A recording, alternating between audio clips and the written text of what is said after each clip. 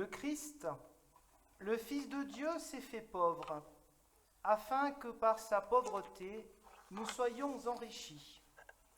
Il s'est abaissé en prenant la forme d'un serviteur. Enfant de la crèche, il s'est dépouillé de la gloire. Enfant de la croix, il a donné sa vie pour notre salut. Bienvenue à vous tous pour cette veillée de Noël. On n'a pas mis trop de lumière, mais nous savons que nous sommes éclairés par la parole de Dieu, par la présence du Dieu trois fois saint.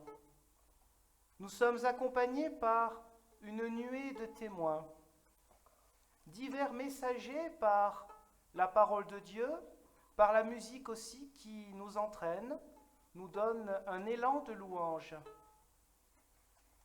Pour ce petit moment, pour cette soirée, le thème principal, ou plutôt l'interprétation principale, sera la question du choix. Quels sont nos choix ? On sait que ce n'est pas toujours simple de trouver la bonne direction. Il faut prendre le temps, la méditation, la réflexion, et demander au Saint-Esprit aussi qu'il nous guide. Il peut y avoir beaucoup de possibilités. Mais d'abord, nous allons nous lever pour chanter un premier cantique. Voici Noël aux douces nuits, strophes 1, 3, 4. Bougez pas la main. Attends, laquelle tu as dit ? Oui.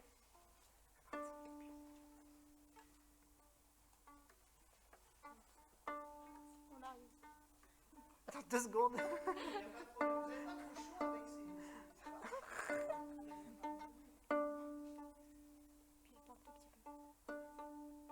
Pas mal. On peut faire avec une bouche. C'est bon, allez-y.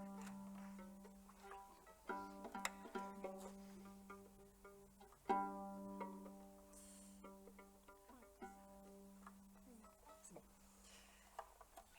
Je fais trop. Oui, tu fais. Merci.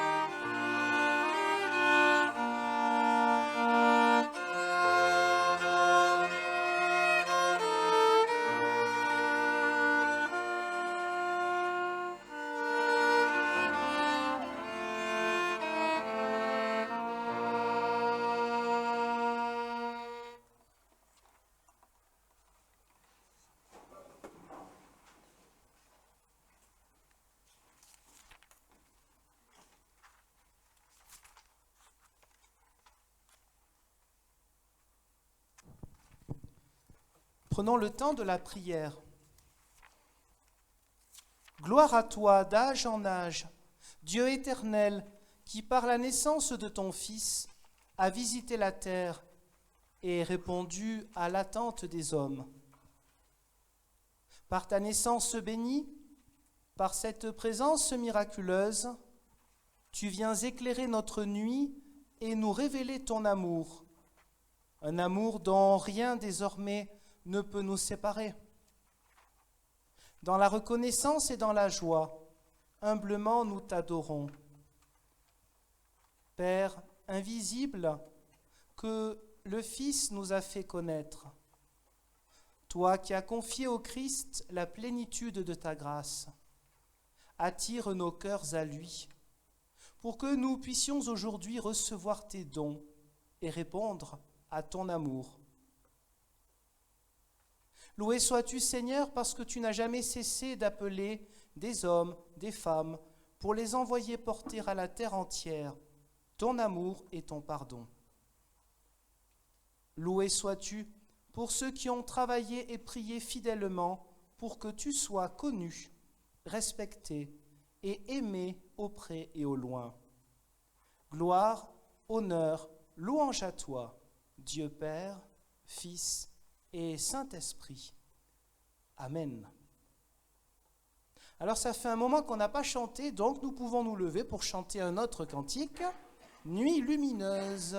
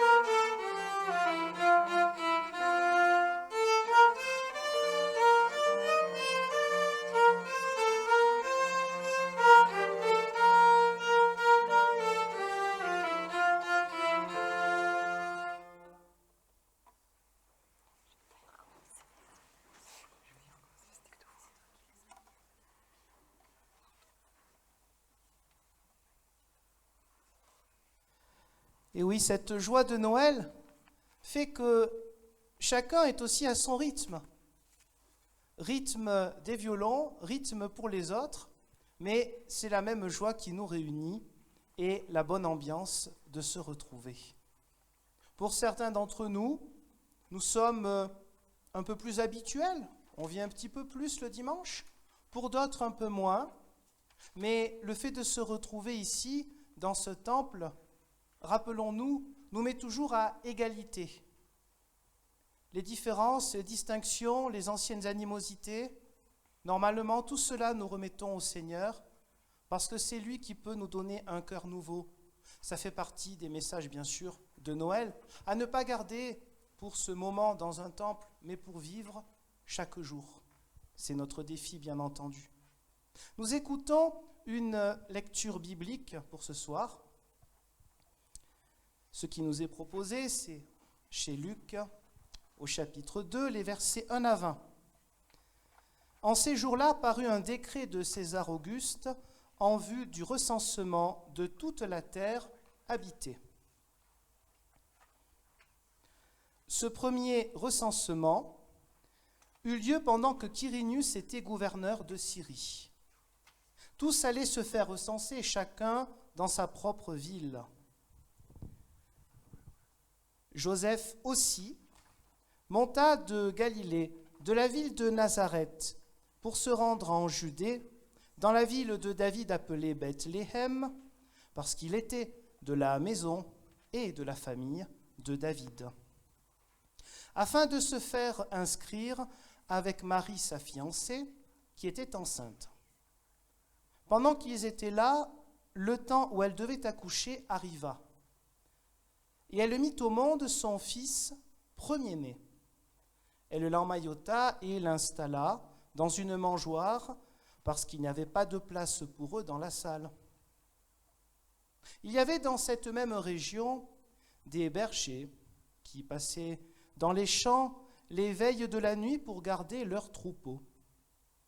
L'ange du Seigneur survint devant eux, et la gloire du Seigneur se mit à briller tout autour d'eux. Ils furent saisis d'une grande crainte. Mais l'ange leur dit : « N'ayez pas peur, car je vous annonce la bonne nouvelle d'une grande joie qui sera pour tout le peuple. Aujourd'hui, dans la ville de David, il vous est né un sauveur, qui est le Christ, le Seigneur. Et ceci sera pour vous comme un signe, vous trouverez un nouveau-né emmailloté et couché dans une mangeoire. » Et soudain il se joignit à l'ange une multitude de l'armée céleste qui louait Dieu et disait : « Gloire à Dieu dans les lieux très hauts, et sur la terre, paix parmi les humains en qui il prend plaisir. » Lorsque les anges se furent éloignés d'eux vers le ciel, les bergers se dirent les uns aux autres : « Allons donc jusqu'à Bethléem, et voyons ce qui est arrivé, ce que le Seigneur nous a fait connaître. » Ils s'y rendirent en hâte et trouvèrent Marie, Joseph et le nouveau-né couchés dans la mangeoire. Après l'avoir vu, ils firent connaître ce qui leur avait été dit au sujet de cet enfant. Tous ceux qui les entendirent s'étonnèrent de ce que disaient les bergers. Marie retenait toutes ces choses et y réfléchissait. Quant aux bergers, ils s'en retournèrent en glorifiant et louant Dieu pour tout ce qu'ils avaient entendu et vu, conformément à ce qui leur avait été dit. Seigneur, ta parole est vérité, conduis-nous toujours dans ta vérité. Amen.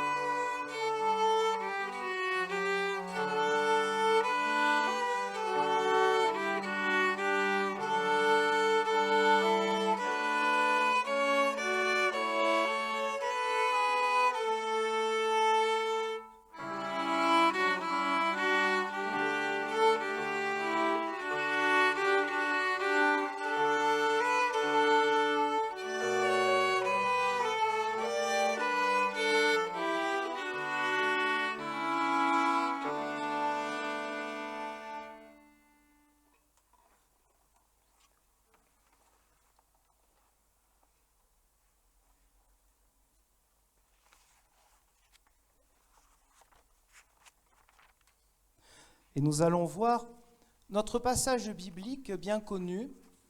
Nous allons le reprendre en nous posant la question du choix. Le choix, c'est une question fondamentale, philosophique depuis que l'humanité existe. Quelle est notre part réelle de choix? Et à une époque où souvent on se dit qu'il faut choisir tout ce que l'on veut et personne à notre place, il est bon de voir aussi dans les Écritures que Dieu a choisi l'humanité.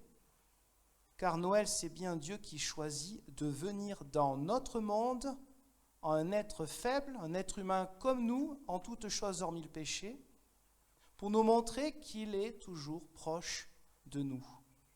Alors, oui, relisons un petit peu ce passage. La question du choix, alors j'ai mis en rouge ce qui est en fait un non-choix pour nos personnages bibliques. En ces jours-là, parut un décret de César Auguste en vue du recensement de toute la terre habitée. Le décret de César Auguste, nos protagonistes, nos personnages, ils ne l'ont pas choisi. Ils le subissent, ils respectent la loi. Ils font avec parce que c'est comme ça. Vous voyez, il y a beaucoup de... ça, il y en a un qui saurait très bien se débrouiller avec ça. Tous les codes de loi dans la collection Dalloz. Donc, il s'agit là, pour l'instant, de ne choisir rien du tout. Nos personnages font comme ils peuvent et ils vont partir pour se faire recenser. C'est l'époque de Quirinius, on a trouvé cette petite pièce. Voilà. Donc voici qu'ils partent dans cette fameuse ville, en fait un petit village, qui s'appelle Bethléem, qui signifie la maison du pain. On sait que Bethléem, c'était le texte de dimanche dernier, entre autres. Eh bien, c'est une ville qui n'a pas à rougir de sa réputation, car plusieurs siècles avant la venue du Christ, elle était annoncée comme abritant celui qui doit apporter la paix. Alors, Joseph, et c'est de même aussi pour Marie, sont d'une famille, la maison et la famille de David, le roi David. Alors là, nous avons une grande statue du roi David, avec là aussi bien sûr un instrument de musique, car il nous a laissé entre autres une bonne partie des psaumes qui étaient faits pour être chantés. Cela dit, Joseph comme Marie n'ont pas choisi, et comme pour nous, notre famille. Alors des fois c'est bien sympa, on est content de se retrouver en famille, on apprécie, mais on sait bien, d'autant plus quand les familles sont nombreuses, que ce n'est pas toujours marrant. Parfois on nous passe un savon. L'ambiance n'est pas toujours au top, on le sait très bien, dans nos familles. Donc Joseph et Marie, comme pour nous, ils n'ont pas choisi leurs ancêtres. Mais là par contre il y a un choix. Joseph, il a bien choisi sa fiancée.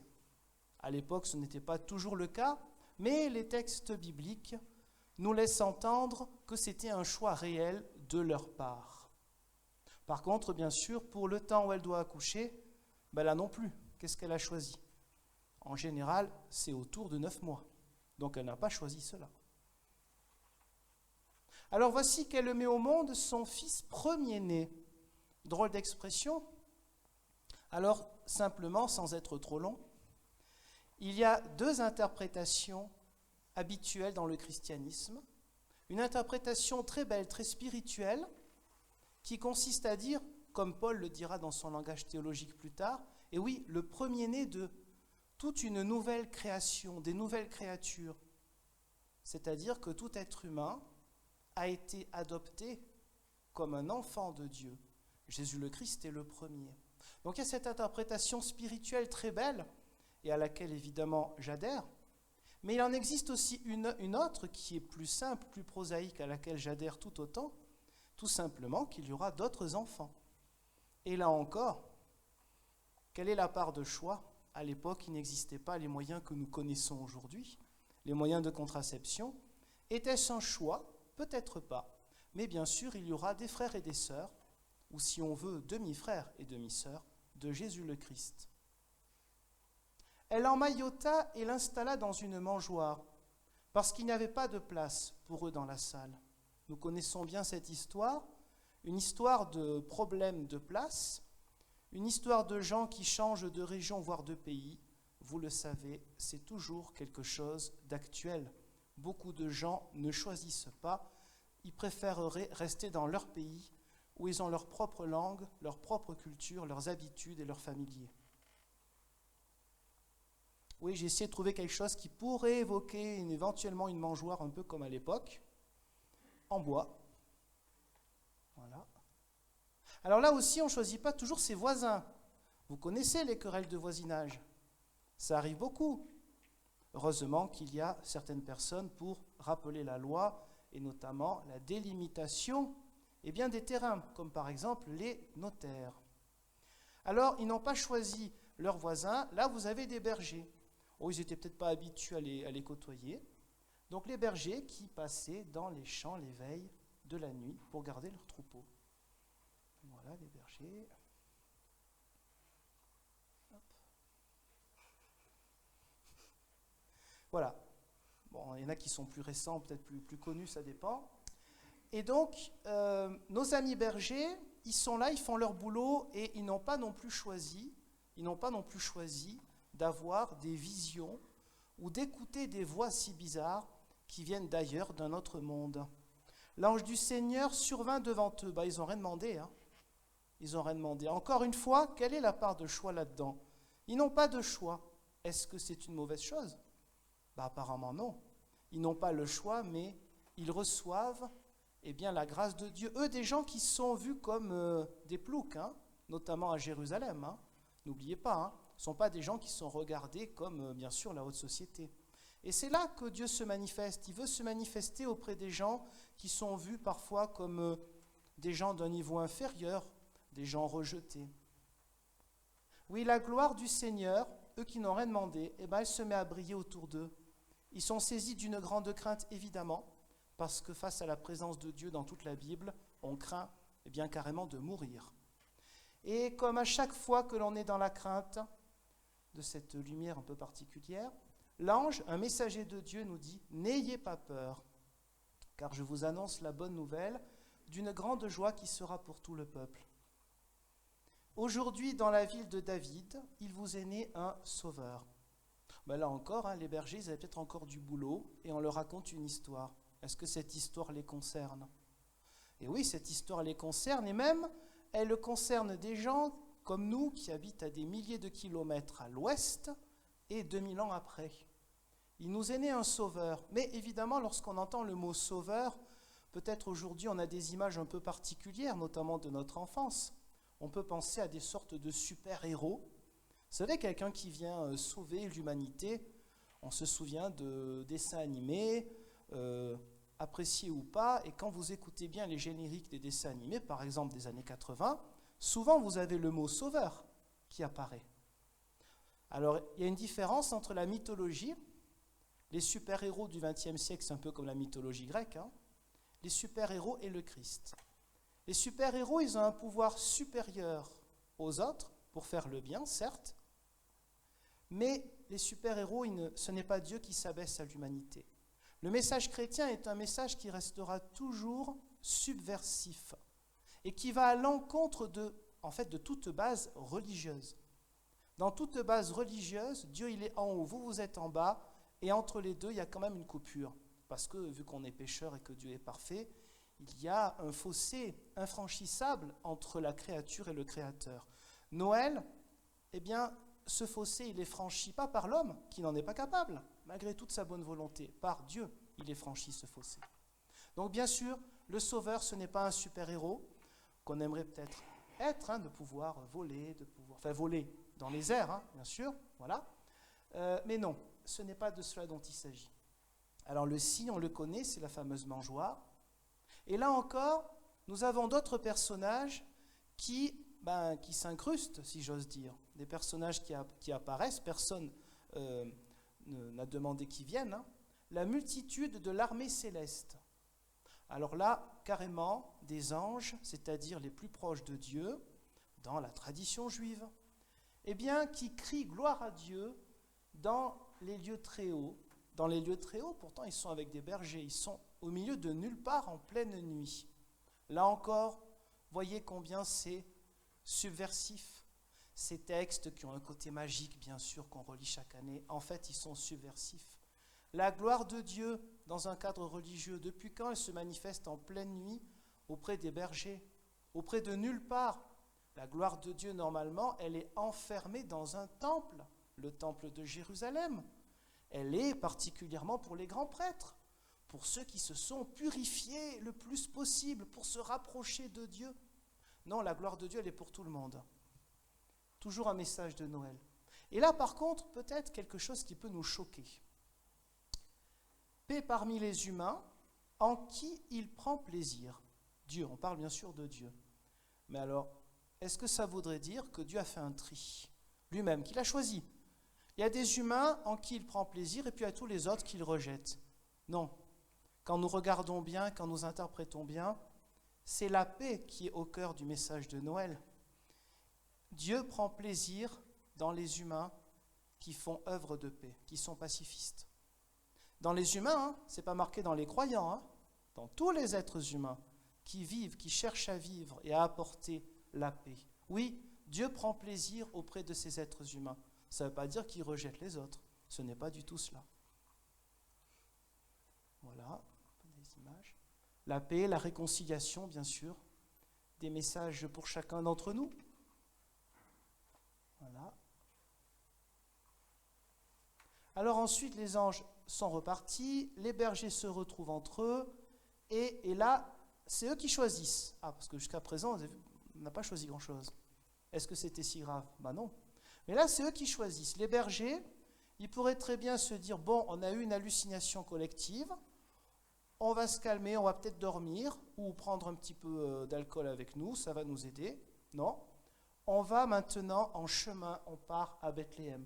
Ce que nous avons entendu, on va en faire quelque chose. On se bouge, on y va. Et donc, ils reconnaissent bien sûr le signe qui a été donné avant, le nouveau-né couché dans la mangeoire. Bethléem, c'est tout au sud, vous voyez, c'est par là.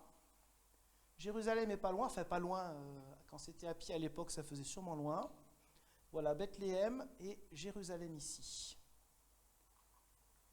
Et donc, le texte est bientôt fini. Après l'avoir vu, ils firent connaître ce qui leur avait été dit au sujet de cet enfant.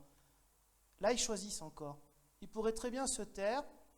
Ils ont vu quelque chose d'original, et puis, bon, on peut passer à autre chose. Non, ils vont parler. Ils ne vont pas se taire. Message pour nous aujourd'hui. Quand on reçoit une bonne nouvelle, eh bien, surtout que cette bonne nouvelle, elle n'est pas que pour nous, elle est pour toute l'humanité.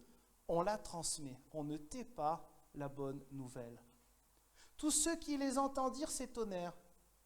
Ah là, on a des gens qui ont choisi d'écouter les bergers. Là aussi, ils auraient pu se dire, bon, c'est du n'importe quoi leur histoire, on s'en va, on a autre chose à faire. Non. Il y a aussi des gens qui peuvent choisir d'écouter la bonne nouvelle. Vous voyez, cette liberté d'écouter ou pas.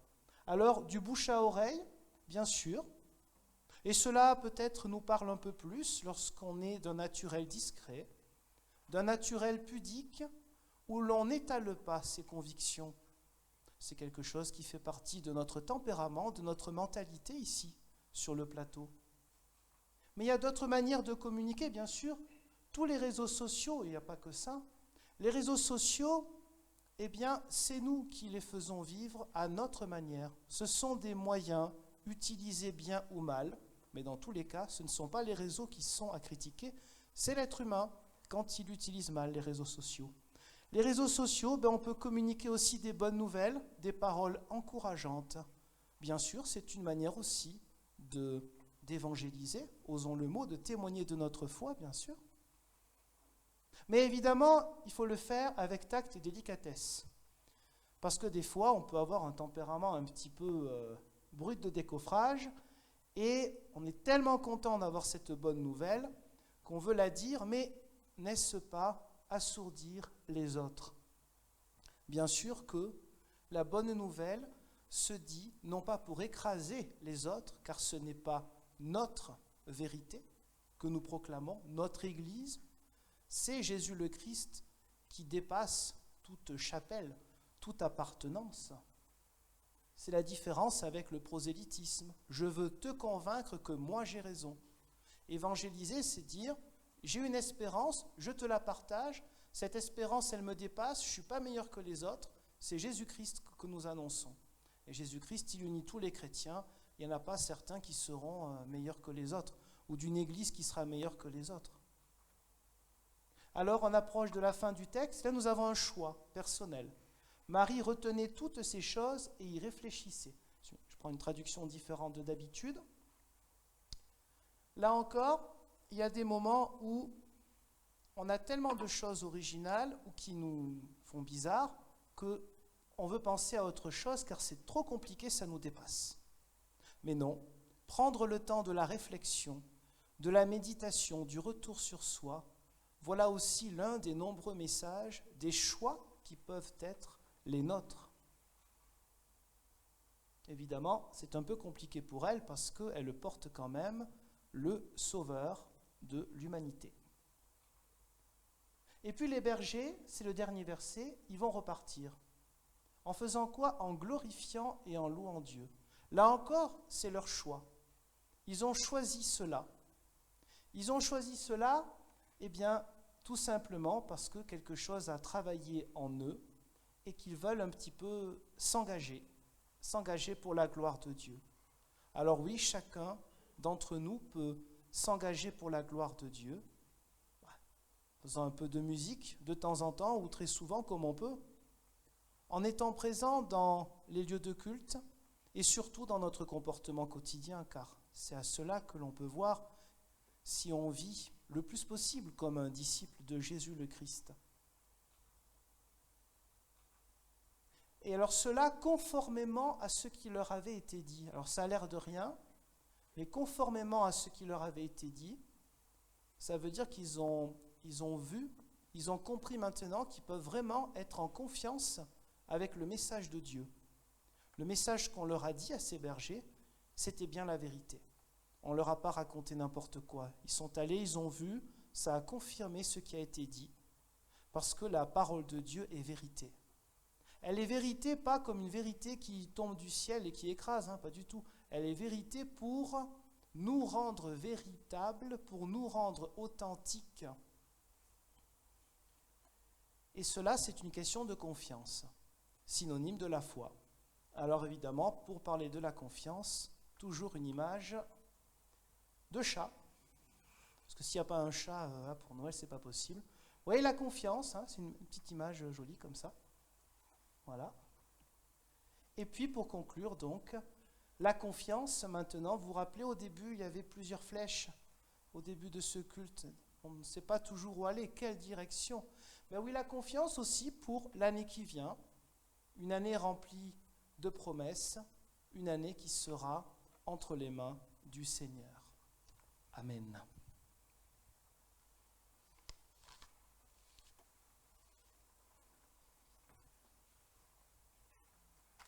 Et maintenant, on peut se lever pour chanter un grand classique au peuple fidèle. Ah non, c'est pas celui-là. C'est après, je pense. Oh, j'ai dû louper un truc, mais c'est pas grave. Ben, on va se rasseoir alors. Excusez-moi.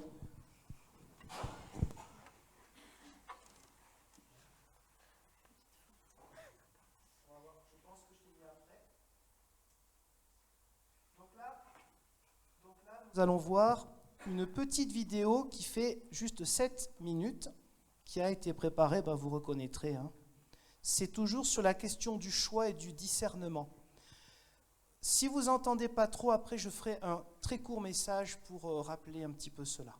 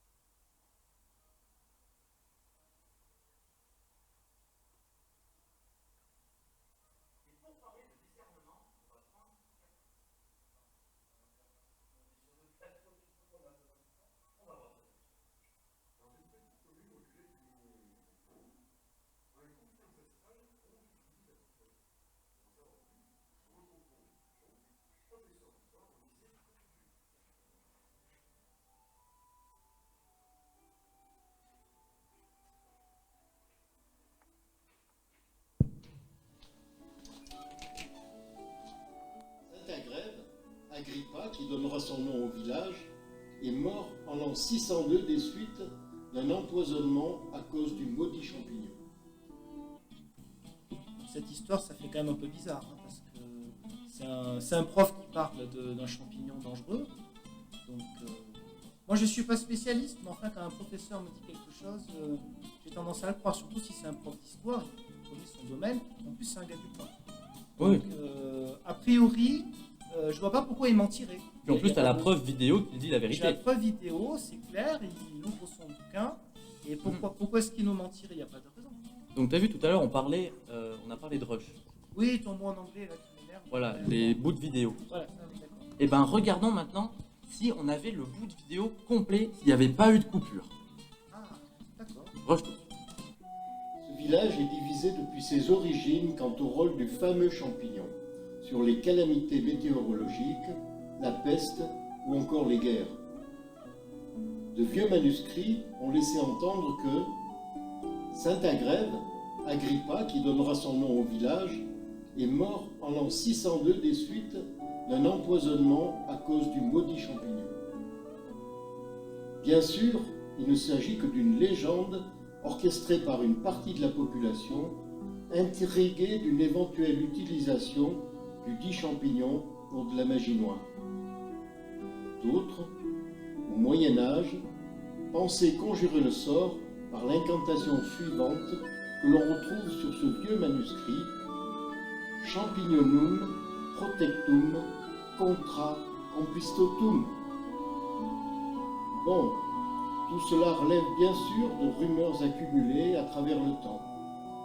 De nos jours, la guerre entre les deux clans perdure. Des morceaux de champignons sont envoyés dans des lettres anonymes lors des élections municipales, les uns pensant calmer leurs adversaires, les autres imaginant au contraire leur porter chance. Maintenant que tu as vu la vidéo, qu'est-ce que t'en penses?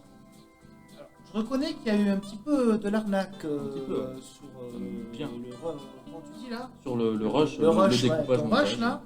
Mais après, bon, quand même, je suis pas encore convaincu parce que bon, c'est quand même un professeur. C'est peut-être pas un hasard s'il dit ça. Ok, ça a été coupé, mais c'est peut-être pas un hasard. Peut-être qu'il veut laisser passer un message. Moi, tu sais, j'attends de voir. Hein. Oui, puis en plus, il y a le professeur de physique derrière. Lui, par contre, il avait l'air sérieux. Bah oui, donc à bout d'un moment, ça en fait quand même deux. Hein. Bon, et ben, voyons le prof de physique, justement. Nous voyons donc que les avis divergent complètement, preuve d'un conflit toujours actuel. Mais qu'en dit la science? Pour répondre à toutes nos questions, nous nous rendons à Morse, le village voisin, où un éminent physicien nous a donné rendez-vous. Est-ce que vous pourrez nous dire un peu quels sont les diplômes, qu'est-ce qui vous a amené ici pour que nos téléspectateurs sachent qu'est-ce que votre parole vaut? Eh bien, les diplômes, je serai très bref. Je ne citerai que l'une de mes nombreuses thèses, c'est-à-dire celle dans la faculté ésotérique de Paris 23 sur les mystères raisin. Que pensez-vous des mouscons? Le vrai terme, c'est boulet télétoïde, bien évidemment, employé par les scientifiques, enfin les vrais scientifiques comme moi. Depuis la nuit des temps, ce champignon pose de graves problèmes à toute l'humanité. Ouvrons les yeux. Au Moyen-Âge, juste avant la peste, avant la guerre de 14, avant la guerre de 39, avant février 2020, la consommation la plus importante du boulet télétoïde, comme par hasard, avant les grandes catastrophes. Bon, ben, voilà, on a vu le prof de physique, donc ça me confirme quand même bien dans ce que je croyais déjà. Par rapport au découpage, bon, ok, Oui. de tout à l'heure, c'est quand même un professeur. Quoi, hein. Professeur, Bon, diplômé, voilà, on voit qu'il reconnu. sait de quoi il parle. Tu sens, oui, Il y a le côté sérieux des choses, bon, il y a la blouse, donc quand il y a la blouse, ça ne trompe personne. ça ne trompe personne. Voilà, donc il dit forcément la vérité, moi, voilà. Très bien. Et ben, Je reste sur mes positions, c'est comme ça. Et ben, voyons ce fameux professeur. Ah bon? Elle est bonne. Allez les gars, on remballe. Nickel, ouais. Du coup, on fait comme on a dit, je te marque tes heures d'intermittence et on Oui. envoie les cachets. Bah oui, quand Ouais, même. parce que de toute façon, tu vas pas te plaindre, c'est déjà pas mal de faire Non, tes heures. je suis pas venu pour rien, hein, c'est bon. Ouais. Allez.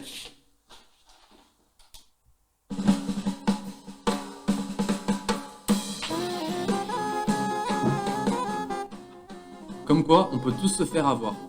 Et quand on dit tous, nous aussi, la preuve tout de suite d'une anecdote de Pierre. Et nous, ça peut nous arriver aussi. Toi, ça t'est arrivé, non? Ben, moi, ça m'est arrivé réellement.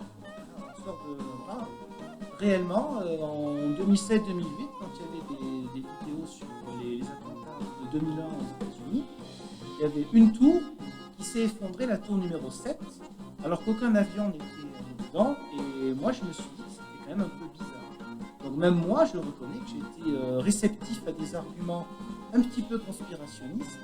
Il a fallu attendre quelques mois que je trouve sur Internet des vidéos qui vont compte pour expliquer que c'était logique, parce qu'on ne voyait que une partie de la tour où il n'y avait que 2-3 flammes. Oui. Il ne montrait pas l'autre côté. Et quand j'ai vu les images de l'autre côté de la tour qui était vraiment bien abîmée, là évidemment je me suis dit, bah oui, ils n'ont montré que ce qu'ils voulaient. N'importe qui peut se faire avoir, donc je fais pas plus que... On se prend pas pour plus que les autres. Parce que encore là, on fait une parodie, donc même moi je suis pas C'est très gentil, bon, là. Ouais. c'est ça. Mais on peut vraiment énormément manipuler les images, et même encore plus actuellement, où on peut recréer de faux visages et des fausses voix et faire dire n'importe quoi à n'importe qui. Donc il faut toujours se méfier. Exactement. Vive le discernement, comme disait Paul donc, dans la lettre aux Romains. Exactement. Et sur ce, joyeux Noël! Joyeux Noël.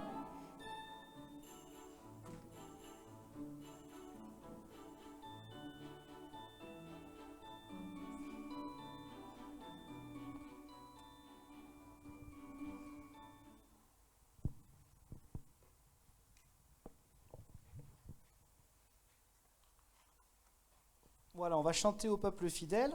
Mais si vous n'avez pas tout compris, au niveau du son, je veux dire, donc on peut vraiment tous se faire avoir, moi le premier, par des images sur Internet, et même des personnes qui semblent sérieuses, toujours prendre du recul, sans tomber dans l'autre extrême évidemment, qui serait une sorte de parano face à tout ce qu'on peut nous dire. Voilà, toujours éviter un extrême, soit de tout croire, soit de se méfier de tout. C'est un équilibre parfois un peu délicat, mais le discernement, la question du choix, pourquoi est-ce que je choisis d'écouter telle personne et non pas telle autre, me semble-t-il, est un sujet d'actualité et un sujet important pour chacun d'entre nous, que l'Esprit Saint et que notre propre réflexion puissent toujours nous guider dans nos propres choix. Et levons-nous pour chanter donc enfin le grand classique au peuple fidèle.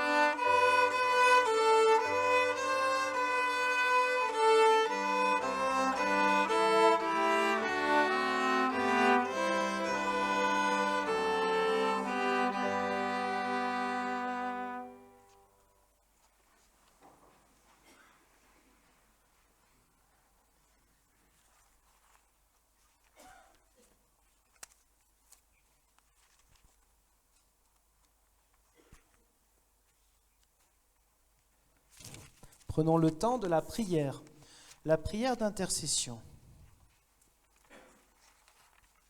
En cette nuit où ton Fils est venu partager notre existence et porter nos fardeaux, nous te prions, Seigneur, pour ceux qui sont solitaires, abandonnés, fatigués et chargés. Seigneur, donne à tous la lumière de Noël, qu'ils puissent, même en l'absence du bonheur humain, connaître la joie véritable de ce jour. Donne-nous d'être pour tous ceux que tu mets sur notre chemin des messagers d'espérance. Nous te le demandons au nom de l'enfant de Noël. Pour ceux qui n'ont pas pu se joindre à nous, ceux qui souffrent trop pour croire encore leur libération possible, ceux qui n'attendent plus rien de la vie, nous te prions, Seigneur. Pour ceux pour qui les fêtes de fin d'année sont une insulte, ceux qui sont sans travail, sans ressources, sans abri, sans amitié, ceux qui sont privés de toute dignité, nous te prions, Seigneur. Pour ceux qui sont étrangers à la foi, à l'espérance et à l'amour, ceux qui sont prisonniers de la haine, de la tristesse, des ténèbres, ceux qui s'endurcissent contre la bonne nouvelle, nous te prions, Seigneur. Pour notre monde et ses responsables, et pour tous ceux qui travaillent pour le rendre moins inhospitalier, nous te prions, Seigneur. Pour notre Église et l'Église universelle, ici et partout, pour que tu la fasses grandir dans la foi, l'espérance et l'amour, nous te prions, Seigneur. Et ensemble, nous pouvons dire la prière que Jésus le Christ nous a donnée. Notre Père, qui es aux cieux, que ton nom soit sanctifié, que ton règne vienne, que ta volonté soit faite sur la terre comme au ciel. Donne-nous aujourd'hui notre pain de ce jour. Pardonne-nous nos offenses, comme nous pardonnons aussi à ceux qui nous ont offensés. Et ne nous laisse pas entrer en tentation, mais délivre-nous du mal, car c'est à toi qu'appartiennent le règne, la puissance et la gloire, pour les siècles des siècles. Amen.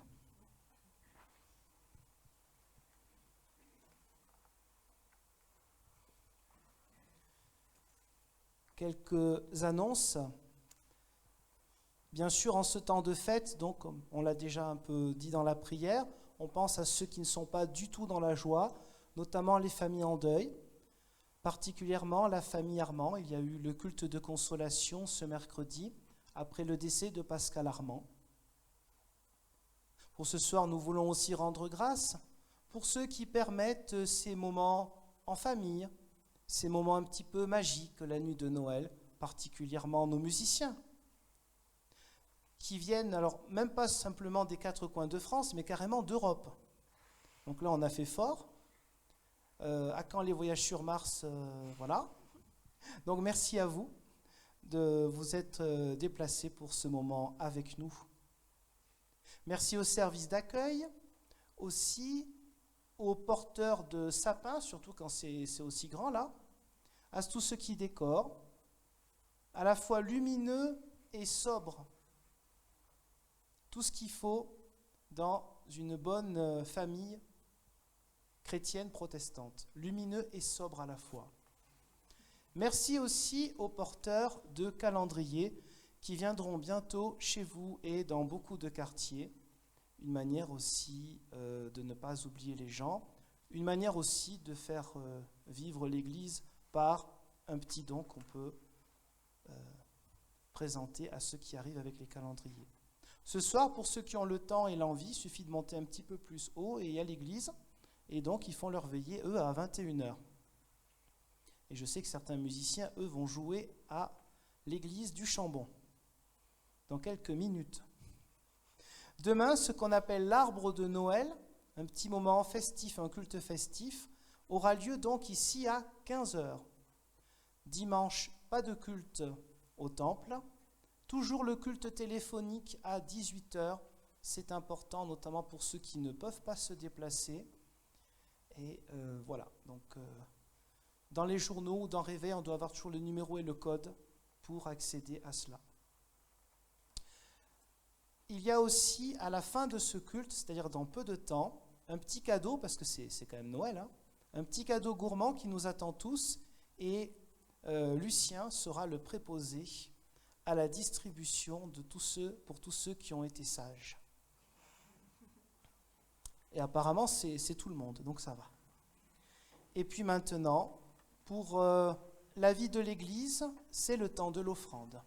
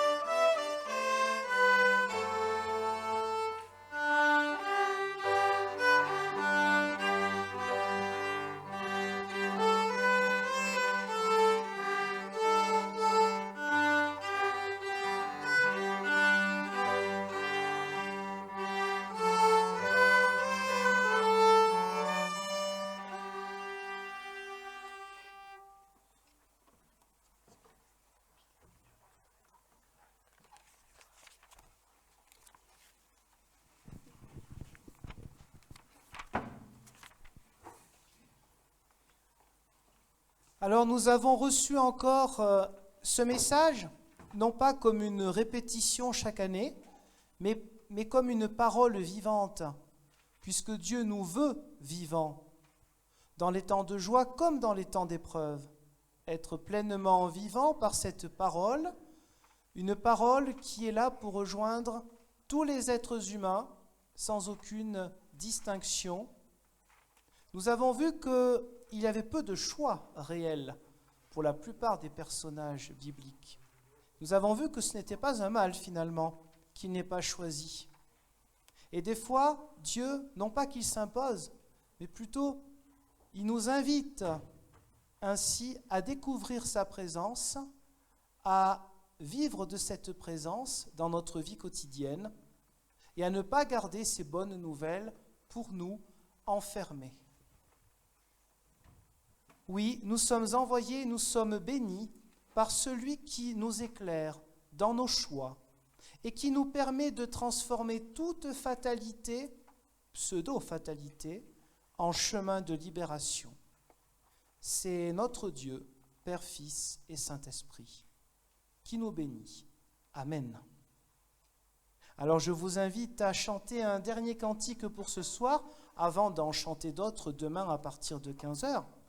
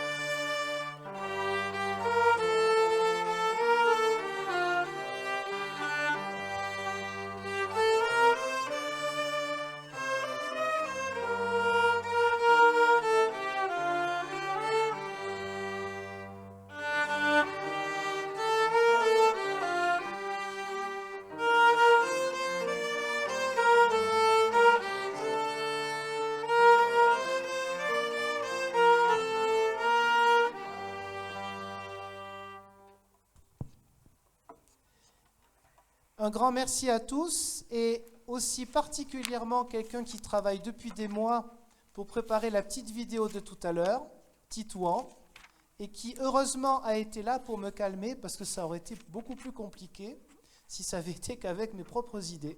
Merci à toi Titouan. Joyeux Noël à vous, et pas seulement à vous, mais à tous ceux que vous croiserez dans les heures et jours prochains.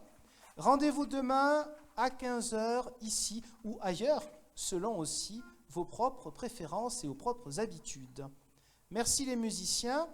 On va prendre un petit cadeau gourmand en écoutant une dernière musique de sortie.